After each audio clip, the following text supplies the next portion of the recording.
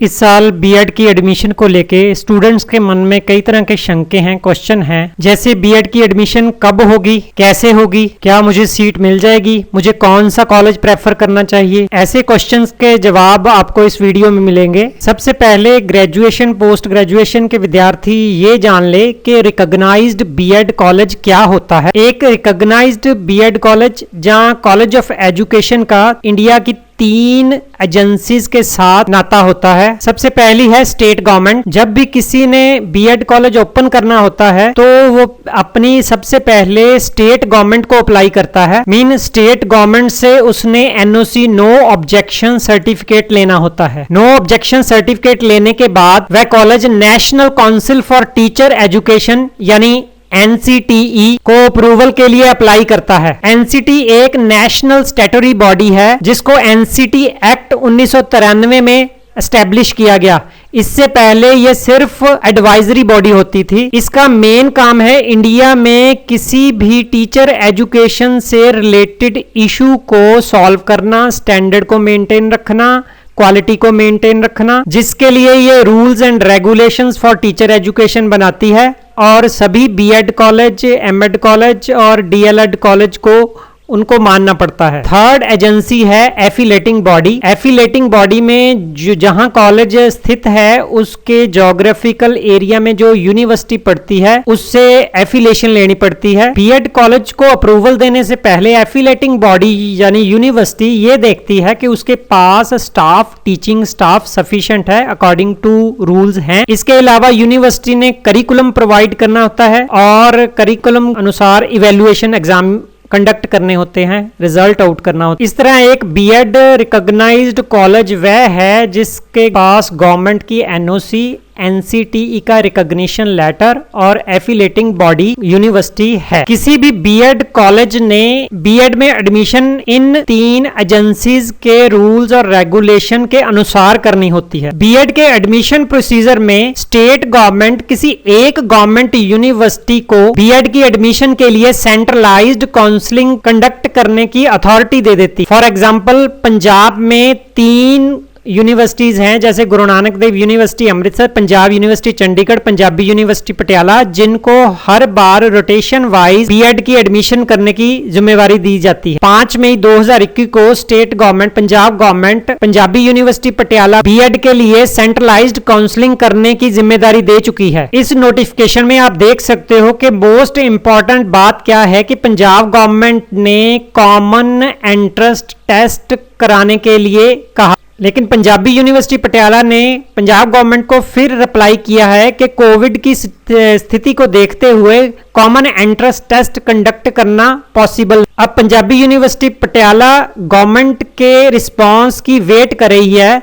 अगर गवर्नमेंट कहती है क्योंकि थोड़ी स्थिति सुधर चुकी है कोविड की, तो गवर्नमेंट ने ये डिसीजन लेना है कि कॉमन एंट्रेंस टेस्ट बीएड के लिए करना है या नहीं। दूसरी इंपॉर्टेंट बात इस नोटिफिकेशन में है कि बीएड के लिए कौन सा बच्चा एलिजिबल होगा। आप ये पढ़ सकते हो कि ग्रेजुएशन में बच्चे को 50% मार्क्स चाहिए और जो रिजर्व कैटेगरी है जिसमें शामिल है एससी एंड बीसी उसको 45% मार्क्स चाहिए। यह याद रखना है कि ये मार्क्स आपके राउंड करके नहीं बनने चाहिए, पूरे 50% या पूरे 45% बनने। अगर किसी कैंडिडेट के 50% से मार्क्स कम है जनरल कैटेगरी के, तो उसने मास्टर डिग्री की हुई है, तो मास्टर डिग्री में उसके 50% मार्क्स है तो वो कैंडिडेट भी बीएड की एडमिशन के लिए एलिजिबल है। ऐसे ही एससी एंड बीसी कैटेगरी को मास्टर डिग्री में 45% मार्क्स चाहिए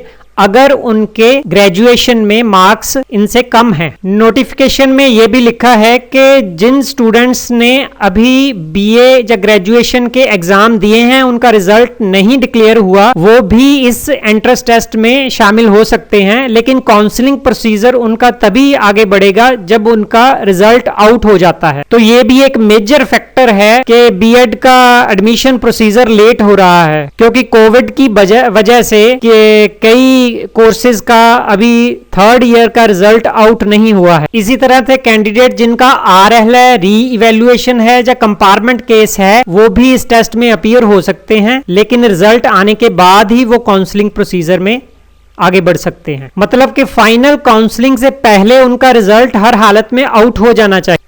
अगर हालात को देखते हुए गवर्नमेंट ये डिसीजन लेती है कि कॉमन एंट्रेंस टेस्ट नहीं होगा, तो दूसरी ऑप्शन ये होगी कि ग्रेजुएशन और पोस्ट ग्रेजुएशन के मार्क्स के बेस पर ये एडमिशन प्रोसीजर आगे चलेगा। कुछ स्टूडेंट ये सोचते हैं कि क्या उनको सीट मिल जाएगी, उसकी जानकारी के लिए ये डायग्राम आपकी हेल्प करेगा। इस डायग्राम में आप देख सकते हैं कि पंजाब की गवर्नमेंट यूनिवर्सिटीज़ के नीचे कितने कॉलेज और सीट्स कितनी अवेलेबल हैं। For example Guru Nanak Dev university में 51 कॉलेजेस ऑफ एजुकेशन हैं और बीएड के डिफरेंट कॉम्बिनेशन के नीचे 5100 सीट्स हैं। सेकंड नंबर पर पंजाब यूनिवर्सिटी चंडीगढ़ जिसमें 62 कॉलेजेस ऑफ एजुकेशन हैं, 7260 सीट्स हैं। सबसे ज्यादा कॉलेज हैं पंजाबी यूनिवर्सिटी पटियाला में 101 कॉलेज और बीएड के डिफरेंट कॉम्बिनेशन में 11700 सीट्स हैं। तो पंजाब में टोटल 214 बीएड के कॉलेज हैं। इन सारे कॉलेजेस में डिफरेंट कॉम्बिनेशन की लगभग 24,000 के करीब सीट्स। तीसरा फैक्टर है कि कितने कैंडिडेट्स पिछले साल 2020 में बीएड के लिए एडमिशन के लिए अपीयर, वो गिनती लगभग 14,000 है। तो इसका मतलब है कि आपको सीट मिलना बहुत मुश्किल या मुश्किल नहीं है, पर हर हाल में आपको गवर्नमेंट और पंजाबी यूनिवर्सिटी पटियाला के एडमिशन प्रोसीजर में से गुजरना होगा। अगर आप उसमें से नहीं गुजरते तो फिर आपके लिए ऑप्शन बचेगी मैनेजमेंट कोटा, जिसमें आपकी एक्स्ट्रा फीस लगती है। अगर आप अपनी मनी बचाना चाहते हो तो केयरफुली बीएड के प्रोसीजर की तरफ ध्यान देते रहना होगा। इतनी ज्यादा सीट्स अवेलेबिलिटी के बाद भी कई कॉलेज सबसे पहले या जल्दी फिल हो जाते हैं। जैसे पिछले साल Batala college of education Bullowal Punjab में सबसे पहले जिनमें सीट्स फिल हुई थी, और दूसरे नंबर पर था innocent hearts college of education green model town Jalandhar. Innocent hearts college of education का एजुकेशनल इतिहास ये रहा है कि मेरिट पोजीशन इसकी गुरु नानक देव यूनिवर्सिटी में लगभग मैक्सिमम होती है। अपनी क्वालिटी की वजह से ही ऐसे कॉलेज पहले फिल हो जाते। आगे क्या होगा ये गवर्नमेंट के डिसीजन पर निर्भर करता है। ये उम्मीद की जाती है कि अगले 5 से 15 दिन के में पंजाब गवर्नमेंट दोबारा नोटिफिकेशन कर देगी कि कॉमन एंट्रेंस टेस्ट होना है या नहीं, जिसकी जानकारी आपको इस चैनल पर मिल जाएगी। इसके अलावा इस वीडियो में मैं ये बात करना चाहता था कि हर साल बीएड एडमिशन प्रोसीजर में कैंडिडेट्स कई तरह की गलतियां करते हैं। एवरेज हर कॉलेज में 5 से 20% बच्चे किसी न किसी तरह की फॉर्म फिलिंग गलती कर लेते। आप वो गलतियां ना करो, जिसके लिए आपको हर स्टेप पर गाइडेंस चाहिए। ये चैनल आपको वो गाइडेंस हर स्टेप पर प्रोवाइड करेगा, जिससे आपका टाइम, मनी और एनर्जी सेव हो। मैंने इन 3 फैक्टर्स को मेजर या कॉमन फैक्टर और वेरिएबल ऑफ लाइफ की कैटेगरी में रखा है। दूसरा, आपने कोई भी डिसीजन लेना है लाइफ में, जहां बीएड के, जहां एजुकेशन, जहां वोकेशन, कैरियर के बारे में, तो ये 3 फैक्टर आपको हमेशा सताते हैं। इन तीनों को बचाने के लिए आपको रेगुलर गाइडेंस इस चैनल पर मिलेगी। इस गाइडेंस को मैंने 3 कैटेगरी में बांटा है। नंबर 1 बीएड से पहले, before, that is admission procedure.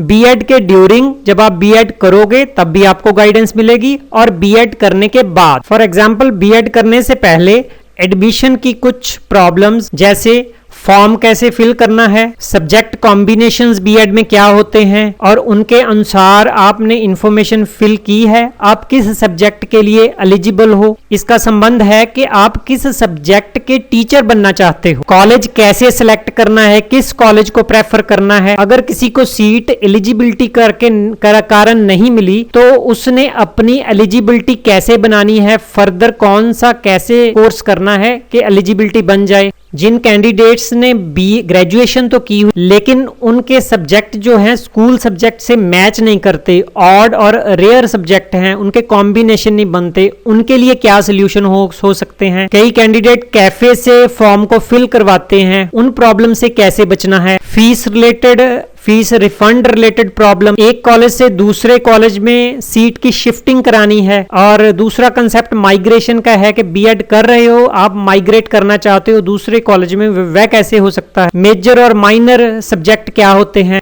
तो ऐसी और इससे रिलेटेड प्रॉब्लम्स के लिए आपको गाइडेंस मिलेगी। ड्यूरिंग बीएड भी इस चैनल का साथ आपके साथ होगा। फॉर एग्जांपल आपने बुक्स कौन सी सिलेक्ट करनी है, इंटरनल असेसमेंट कैसे लगती है, किस यूनिवर्सिटी की इंटरनल असेसमेंट की क्या प्रॉब्लम है और क्या खूबियां, हाउस टेस्ट और फाइनल एग्जाम में आपको विशेष गाइडेंस चाहिए। ये सबसे इंपॉर्टेंट है, क्योंकि अगर आपको ये रूल पता है कि एक एग्जाम की तैयारी कैसे करनी है तो फिर आपकी टाइम, मनी, एनर्जी तीनों बचेंगे।